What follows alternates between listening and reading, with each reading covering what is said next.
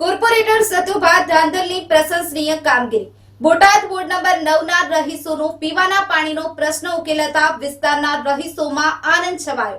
નાવડા સમ્પની પાણી પુરવઠાની line leakage થવાના કારણે 14 એપ્રિલના વોર્ડ નંબર 9માં પીવાના પાણીનો પુરવઠો ખોરવાયો હતો, જેને લઈને સ્થાનિક લોકોને પીવાના પાણી માટે ભારે મુશ્કેલીનો સામનો કરવો પડ્યો હતો. આ વિસ્તારના લોકોની મુશ્કેલી ધ્યાને આવતા તાત્કાલિક વોર્ડ નંબર 9ના કોર્પોરેટર સતુભાઈ ધાંધલ અને હરીશભાઈ પંચાળાએ નગરપાલિકા પ્રમુખ ધર્મિષ્ઠાબેન તથા શહેર ભાજપ પ્રમુખ કિરીટભાઈ પાટીવાળાનો સંપર્ક કરી પીવાના પાણીનો પ્રશ્ન ઉકેલ માટે રજૂઆત કરી હતી. આખરે તાલુકા શાળાની આસપાસ આવેલ જૂના કુવા પરથી મોટર મૂકી પાણી પુરવઠો શરૂ કરવાની સૂચના આપવામાં આવતા નગરપાલિકા વોટર વર્ક્સની ટીમે તાત્કાલિક કામગીરી હાથ ધરી પાણી પુરવઠો શરૂ કરવામાં આવતા આ વિસ્તારના રહીશોમાં ખુશીની લહેર જોવા મળી હતી.